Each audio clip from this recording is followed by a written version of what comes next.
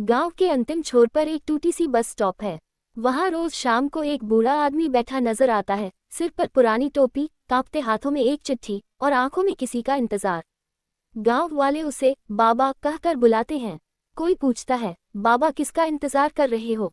तो वह बस मुस्कुरा देते और कहते, आखिरी बस आएगी, मेरी छुट्टी की चिट्ठी उसी में है। हर शाम वही समय, वही जगह, वही इंतजार। लोग मजाक बनाते, बच्चे सवाल करते, लेकिन बाबा का यकीन कभी नहीं टूटा।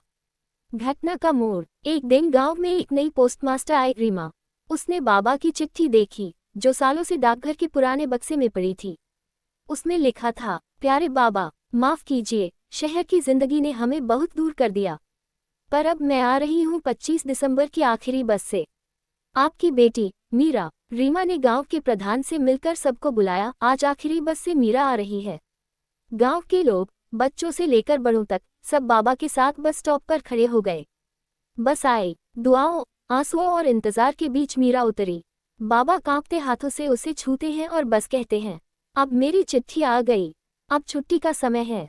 अंतिम दृश्य। अगले दिन गांव में शांति थी। बाबा अब बस स्टॉप पर नहीं थे।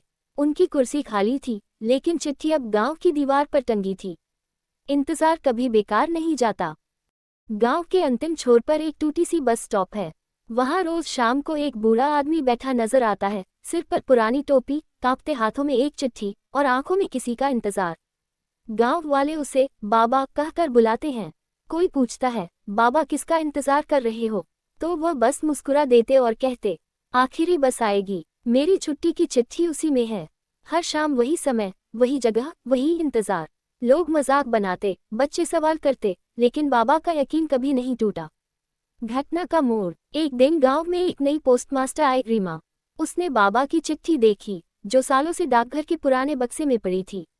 उसमें लिखा था, प्यारे बाबा, माफ कीजिए, शहर की जिंदगी ने हमें बहुत दूर कर दिया, पर अब मैं आ रही हूँ 25 दिसंबर की आखिरी बस से।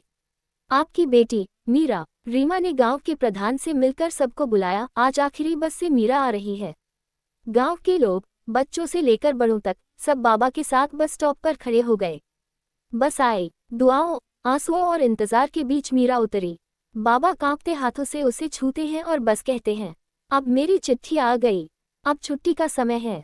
अंतिम दृश्य। अगले दिन गांव में शांति थी। बाबा अब बस स्टॉप पर नहीं थे।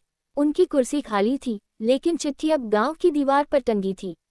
इंतजार कभी बेकार नहीं जाता।